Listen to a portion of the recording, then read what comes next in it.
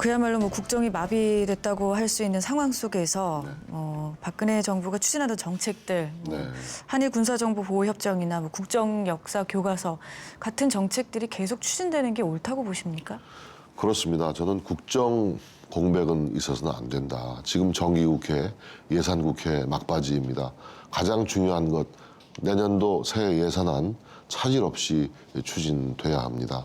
또 한일 군사보호협정도 지금 엄중한 안보 위기 속에서 예를 들어서 북한이 SLBM을 발사하는데 그것을 가장 정확하게 탐지할 수 있는 기술은 일본이 보유하고 있거든요.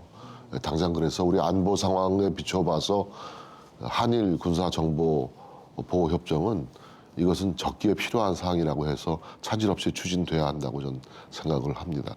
그러니까 박근혜 정부의 문제점과는 별개로 그 정부에서 추진하던 정책들은 원안대로 추진이 돼야 된다는 입장이신 거죠? 이것은 이제 박근혜 대통령이 지금 행정부 수반으로서의 역량을 제대로 발휘할 수 있는지 없는지의 문제라고 저는 이해를 하는데요. 그렇습니다. 대통령이 지금 사실상 온전한 대통령으로서의 직무를 수행하기가 매우 힘든 상황이죠. 그렇기 때문에 거국 중립 내각이라는 협치를 위한 타협점도 쌍방에서 제시가 됐던 것인데 아직 채 결론에 도달하지 못해 있죠. 그래서 그런 문제들을 보완하기 위해서 바로 거국 중립 내각과 같은 정치권과 또 대통령이 타협할 수 있는 접점을 빨리 찾아야 되겠다 하는 그런 말씀을 더욱더 강조해서 드리는 것입니다.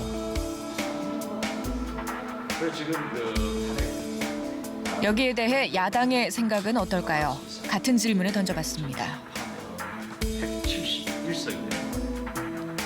제가 주장하는 거국 중립 내각의 총리가 들어섰다고 하면은 이러한 일들은 있을 수 없죠. 예를 들면은 한일 군사정보보호협정, 사드, 역사교과서 이런 것들은 조금 조정이 가능했을 것인데 지금 현재 총리가 바뀌지 않고 설사 탄핵이 되더라도 황교안 총리가 대통령 권한 대행을 한다고 하면은 제2의 박근혜 정부이기 때문에 그대로 진행될 겁니다. 야당은 어쩔 수 없어요. 그런다고 해서 총리나 장관의 탄핵 요건은 과반수거든요. 그러니까 우리가 여소야대니까 탄핵은 할 수 있죠. 그렇지만은 법적으로 요건이 되는가 이런 것들을 봐야 하기 때문에 이번에 한민구 국방장관도 해임 건의안을 제출을 했죠. 네. 해임 건의안이 가결되더라도 대통령 권한 대행인 총리가 받아들이지 않으면 끝나는 거죠. 그래서 저는 총리를 바꿔야 된다.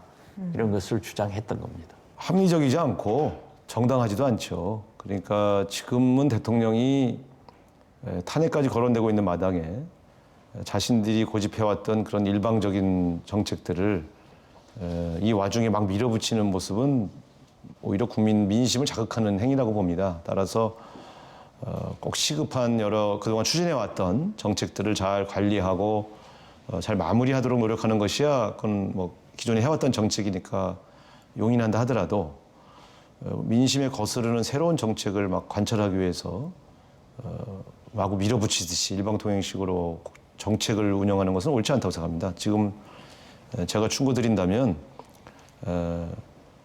법률적 방어를 위해서 뭐 변호사 만나고 이런 것까지는 내 뭐라 안 할 테니까 그러나 지금 이 와중에 민심에 역행하는 한일 군사정보보호협정을 강행하거나 또 이미 국민의 80% 이상이 반대하는 국정교과서를 계속해서 편찬하겠다고 하는 이런 정책들은 중단해 주시는 것이 옳지 않겠나 이렇게 충고하고 싶습니다.